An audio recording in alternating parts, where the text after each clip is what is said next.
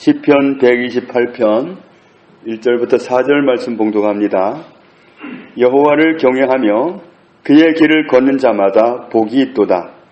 네가 네 손이 수고한 대로 먹을 것이라. 네가 복되고 형통하리로다. 내 집 안방에 있는 내 아내는 결실한 포도나무 같으며 내 식탁에 둘러앉은 자식들은 어린 감람나무 같으리로다. 여호와를 경외하는 자는 이같이 복을 얻으리로다. 아멘. 다른 어떤 사람이 한 말이 아니라 오늘 기록된 말씀에 하나님께서 말씀하시기를 여호와를 경외하는 사람은 복이 있다. 여호와를 경외하는 사람은 복을 받는다. 이렇게 말씀합니다. 하나님은 거짓말을 하실 수 없는 분입니다. 진리만, 사실만 말씀하시는 하나님이 오늘 말씀하시기를 여호와를 경외하는 사람은 복이 있다. 여호와를 경외한다 그랬는데 이 경외한다는 말이 원어로는 경외하는, 두려워하는 그런 뜻입니다. 하나님을 두려워한다. 정말 하나님 앞에서 그냥 하나님을 무서워하고 부들부들 떨고 이런 뜻이 아니라 하나님을 하나님으로 인정해 드리는 겁니다. 하나님은 우리를 창조하신 분이고 우리는 피조물입니다. 하나님과 우리는 동등되게 여길 수가 없습니다. 하나님 우리를 지으신 창조주이시고 우리는 피조물입니다. 그래서 하나님의 자리가 있는 것이고 또 신으로 말해도 신 중에 가장 큰 신이시고 가장 높으신 분이시고 가장 큰 왕이십니다. 그렇기 때문에 하나님의 위치가 있는 겁니다. 그 하나님의 위치를 인정해 드리는 것이 하나님을 경외하는 겁니다. 국어사전으로 보면 경외한다는 말이 공경하고 두려워함, 공경하고 두려워하다 그런 뜻입니다. 하나님을 경외한다. 이건 쉽게 말하면 하나님을 하나님으로 대우하는 겁니다. 왕이나 대통령을 만날 때는 어떤 예우가 있습니다. 대통령을 만나면서도 나와 동등한 친구를 만나듯이 그렇게 나가면 그건 격에 맞지를 않습니다. 하나님을 대할 때도 마찬가지다. 하나님은 하나님의 위치가 있는 겁니다. 그렇게 하나님을 하나님으로 대우하는 것, 그래서 하나님을 함부로 하지 않는 것, 이런 모습이 하나님을 경외하는 태도인데 하나님은 어떤 분이냐 하면 우리에게 한없는 사랑을 주시고 복을 주시려고 우리를 하나님의 형상대로 창조하신 분이십니다. 그런데 사람이 사탄에게 속아서 하나님이 계획했던 모든 복을 다 빼앗겨버리고 말았습니다. 그러나 하나님은 하나님의 계획을 포기하지 않았습니다. 우리의 죄를 해결하기 위해서 아들을 인간의 모습으로 보내셨고 하나님의 아들은 우리의 죄를 담당하고 십자가에 죽으셨습니다. 그래서 하나님의 아들이 우리 죄를 담당하고 십자가에 죽으시는 그 사건을 통해서 우리를 죄에서 분리시키시고 우리를 죄와 아무 상관이 없도록 만드시고 우리를 죄에서 해방하시고 하나님의 의인이 되도록 축복하셨습니다. 그래서 하나님과 다시 화목한 사이가 되었고 하나님이 계획했던 그 복을 다시 누리는 자리에 우리가 회복이 된 겁니다. 우리는 그런 은혜를 입었는데 요한복음 3장 17절 말씀에 하나님이 그 아들을 세상에 보내신 것은 세상을 심판하려 하심이 아니요 그로 말미암아 세상이 구원을 받게 하려 하심이라. 사람들은 다 죄를 졌기 때문에 하나님이 오신다는 건 심판을 뜻합니다. 그런데 그게 아니었다. 세상은 그렇습니다. 어느 지역이 반란을 일으켰다. 그러면 군대를 이끌고 와서 진압을 합니다.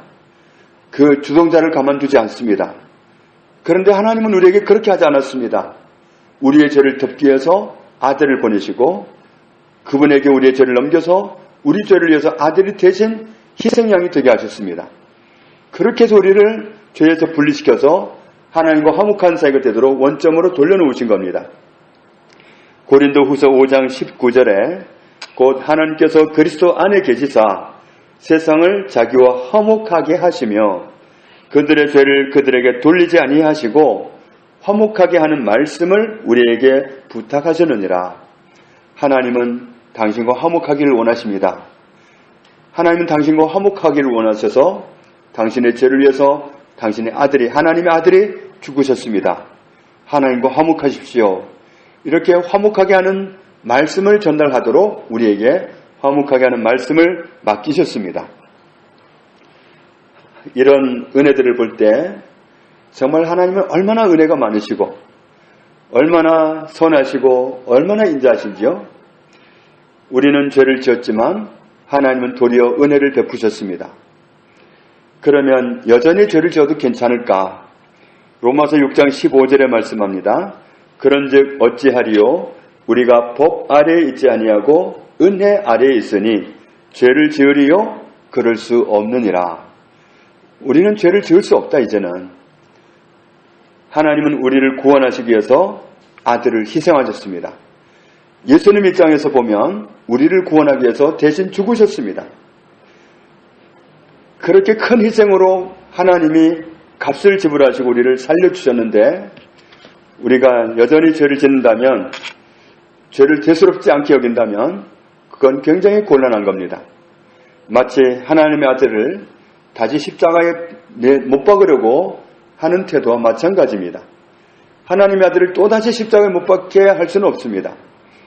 그래서 우리는 정말 하나님이 원하시는 삶을 살아야 되는데, 베드로후서 2장 22절에 참된 속담에 이르기를 개가 그 토하였던 것에 돌아가고 돼지가 씻었다가 더러운 구덩이에 도로 누웠다 하는 말이 그들에게 응하였도다.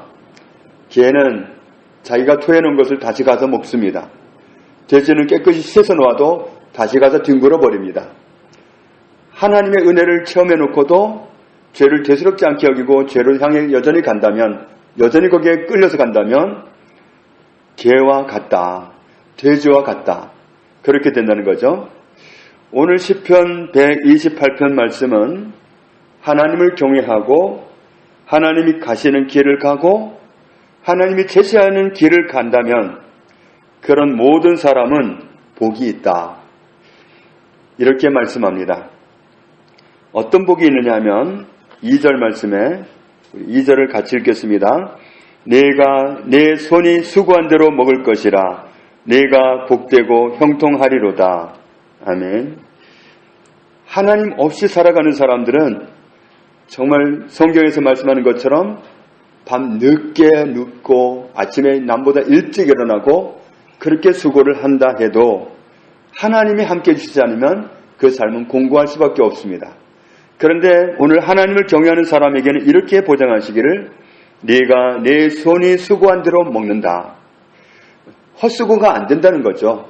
수고는 다 보상이 되어서 돌아오도록 할 것이고 네가 복되고 형통하리라. 하나님을 경외하는 사람에게 이런 복을 약속해 주셨습니다.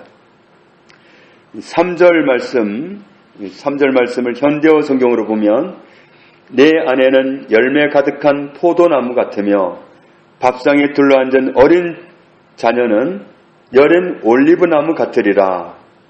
쉽게 말하면 가정은 행복한 가정, 행복한 가족이 된다는 말씀입니다.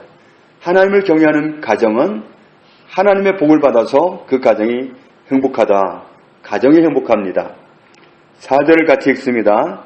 여호와를 경외하는 자는 이같이 복을 얻으리로다. 하나님을 경외하는 사람은 이런 복을 얻는다. 말씀하신 이 복을 얻는다는 거죠. 우리가 손으로 수고한 그 수고를 다 누리고 그리고 복이 있고 형통한 삶을 살게 되고 가정은 행복하고 이런 삶을 살게 된다고 하나님을 경외하는 사람에게 하나님은 보장하고 계십니다. 그런데 이 시편 128편 제목이 있는데 제목이 뭐라고 나와 있느냐 하면 성전에 올라가는 노래라고 나와 있습니다. 하나님께 예배하러 가면서 하나님의 성전을 향해 올라가면서 하나님께 부르는 노래입니다. 그러니까 우리가 하나님을 향해서 이런 고백을 하고 살아야 된다는 거죠. 하나님은 이런 하나님이다. 하나님을 경외하는 사람에게 이런 복을 주신다. 내 손이 수관대로 모든 것을 먹게 하시고 내가 복 있는 사람이 되게 하시고 형통하게 해주시고 우리 가정은 복 있는 가정이 되게 하시고 하나님을 경외하는 사람에게 하나님은 이같이 복을 주십니다. 이렇게 고백하면서 하나님 앞에서 살아가는 것이 우리에게 필요하다는 거죠. 성전에 올라가면서 부른 노래니까 우리가 하나님을 향해서 하나님은 저에게 이런 하나님입니다. 성경에서 말씀해 주실 때 그런 말씀을 가지고 우리가 고백한다면 우리가 그 고백대로 하나님이 약속하신 복을 우리가 누릴 수 있습니다. 그래서 우리가 성경을 읽다 보면 하나님이 우리에게 보장하시는 말씀을 발견합니다. 그러면 그렇구나 하고 넘어갈 게 아니라 그걸 담아뒀다가 생활 속에서 고백하는 겁니다. 시편 128편 이런 말씀을 고백하는 거예요. 이렇게 고백하지 않으면 엉뚱한 소리가 내 입술을 통해서 나올 수 있어요. 엉뚱한 생각이 담겨있다가 그게 내 입술로 쏟아져 나올 수 있어요. 내 삶은 왜 이렇게 공고한가? 나는 되는 게 없네. 이런 말을 해버린다면 앞길을 망치는 겁니다. 우리의 입이 말한 대로 우리는 그 복을 얻기 때문에 우리가 받을 복을 말해야 되는데 하나님이 약속하신 복을 말하면 되는 겁니다. 그래서 시편 128편 1절부터 4절에 있는 이 말씀, 이런 말씀을 우리가 발견할 때마다 나도 고백하는 겁니다. 이 성전에 올라가는 이 성도가 고백했던 이 하나님의 사랑이 고백했던 이 고백을 나도 고백하는 겁니다. 하나님은 우리 가족이 수고한 대로 누리게 하시니 감사합니다. 하나님은 우리 가족을 복되게 하시고 형통하게 하시니 감사합니다. 지금 상황과 안 맞을 수도 있어요. 그런데 우리는 결국 말한 대로 되기 때문에 우리는 이 말씀대로 고백하는 거예요. 이렇게 고백해드리는 것이 바로 하나님을 인정하는 거예요. 하나님은 이렇게 해주시겠다고 했는데 난 되게 힘들다 이렇게 말해버리면 하나님의 말씀을 무시해버리는 거고 안 믿는 겁니다. 그러니까 우리가 내 환경을 고백할 게 아니라 말씀을 고백하는 겁니다. 하나님은 우리 가족이 수고한 대로 누리게 하심을 감사합니다. 우리 가정을 복되게 하시고 형통하게 하시니 감사합니다. 우리 가족을 행복한 가족이 되게 하시니 감사합니다. 우리가 하나님을 섬기는 이 한 가지 때문에 하나님은 이렇게 축복하시니 정말 감사합니다. 우리가 이런 고백을 하고 한다면 우리는 이 복을 그대로 누리게 되는 겁니다.